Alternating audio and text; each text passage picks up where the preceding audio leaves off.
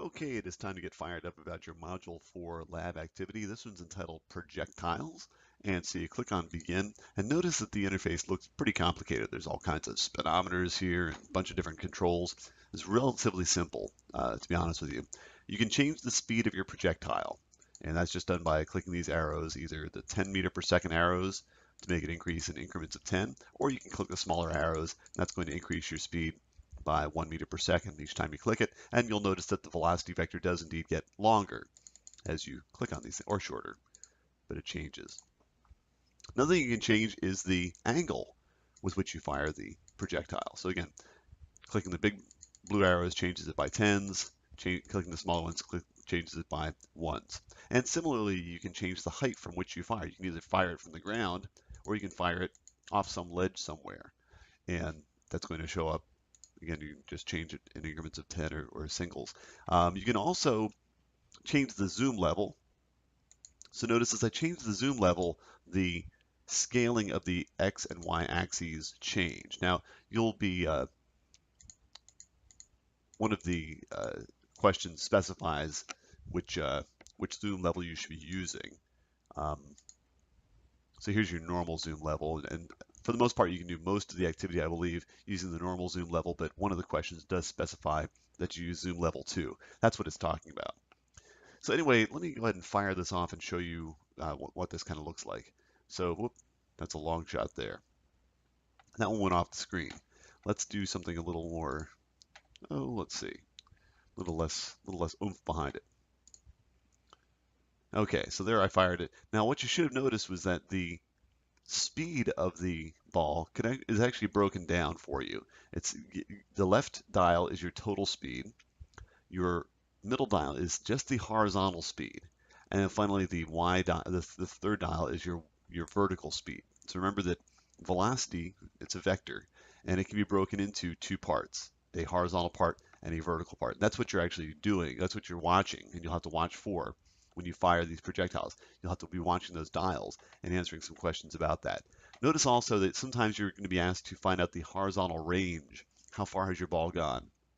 It is very important that you measure essentially to the middle of the bottom of your ball.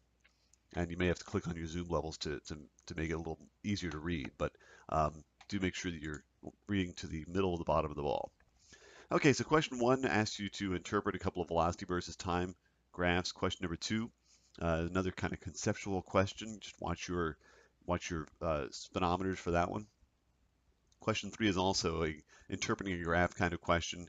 Questions 4 and 5, you're supposed to again be watching your speedometers. Now question 6, we get into a graphing thing. So of course you're going to need to have your graphing program open, and notice that it asks you to set certain parameters, and you're supposed to make a little data table for yourself where you where you record horizontal distance, time of flight, and the height.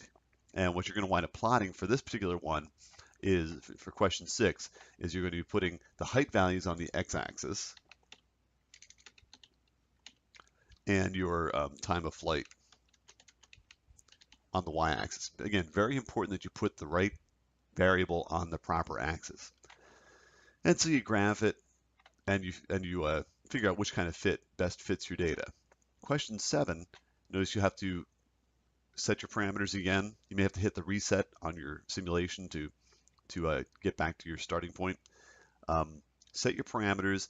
Again, keep a record of the speed that you fire the projectile with, the horizontal distance, and the time of flight.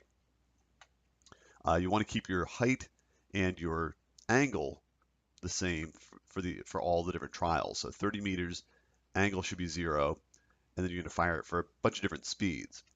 And for question 7, you're going to create a time of flight versus speed graph. So your time of flight is going to be the same, is going to be on your y-axis, but you want to have speed on your x-axis.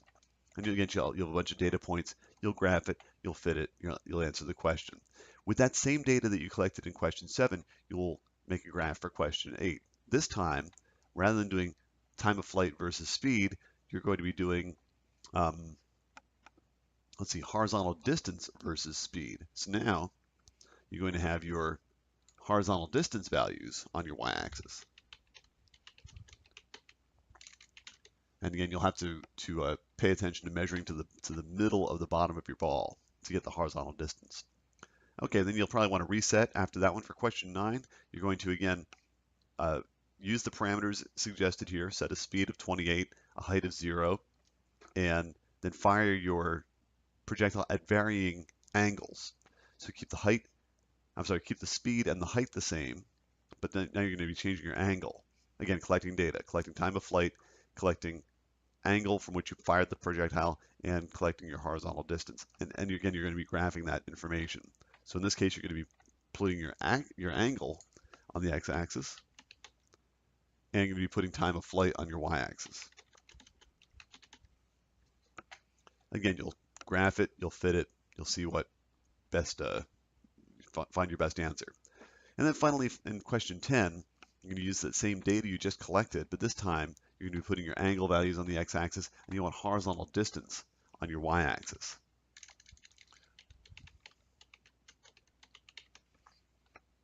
In answering the question. And then finally, in question 11, you need to set according to the parameters.